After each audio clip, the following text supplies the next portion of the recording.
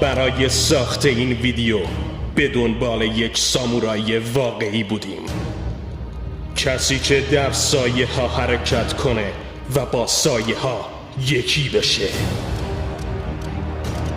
کسی که تیغه شمشیرش عدالت رو برقرار میکنه، مثل پرچاوکه و مثل فولاد سخت، کسی که بتونه مثل غزال روی آب بدوه، مثل عقاب ببینه و مثل یک خر نر بالغ زور داشته باشه، کسی که به پدر مادر خود نیکی میکنه، دروغ نمیگه، غیبت نمیکنه ببخشید، کسی که بتونه با یک حرکت شمشیرش ببل پشه رو هوا ببره، کسی که از سایه خودش سریع‌تره و مثل باد منعطف،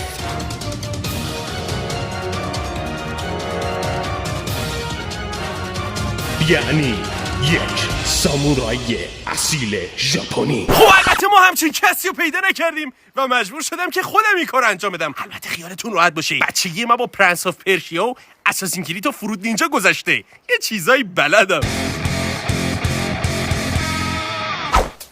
سلام فرست آرمی، خوش اومدید به سلاح‌های مرگبار قسمت اول، کاتانا.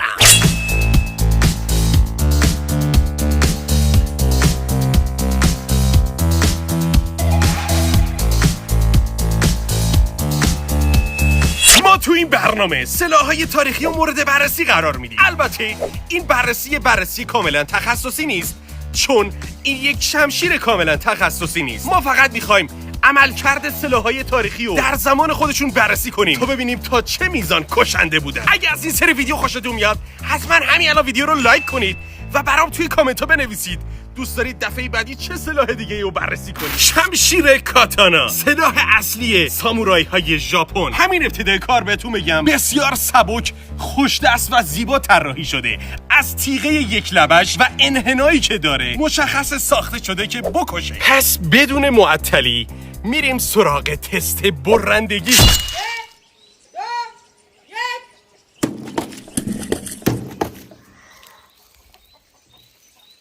پشما!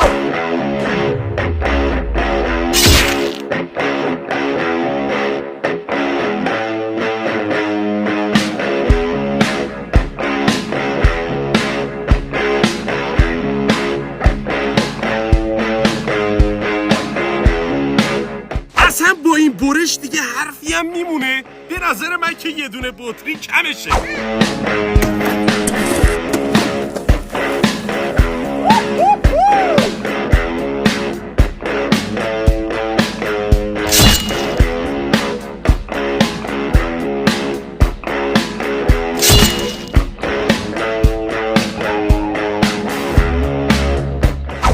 به نظر من تا 5 نشه بازی نشه. 1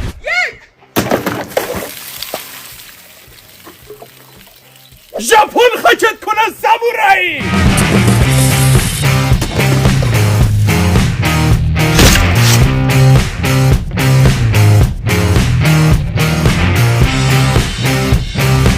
تا الان که از پس پلاستیکا به خوبی بر اومدی، به نظرت این هندونه چطوره سامورایی؟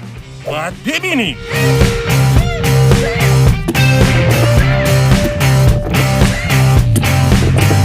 اوه قرمزه. خب همونطور که میدونید اواخر اردیبهشته و هوا خیلی داغه. هندونه به چطره. 3، 2، 1.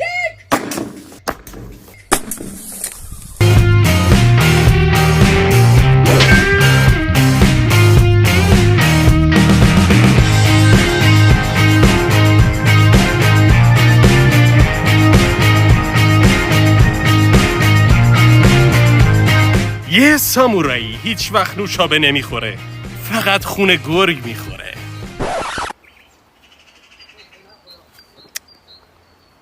گرفتی؟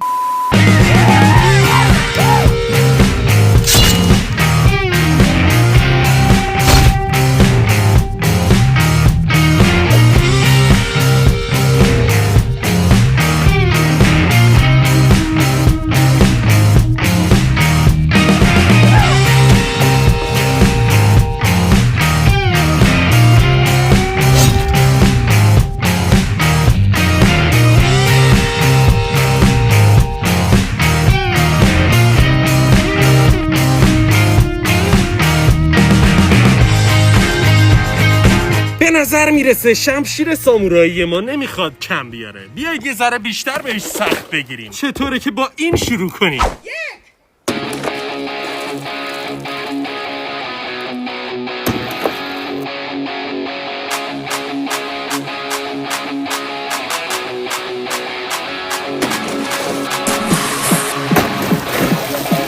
برای یه سامورایی همه جا ژاپنه.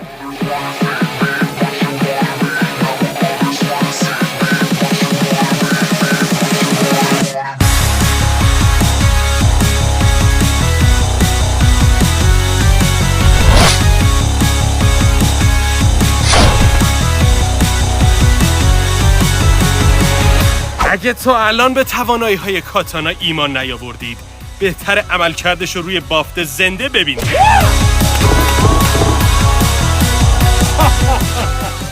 امشب کباب ماهی داری.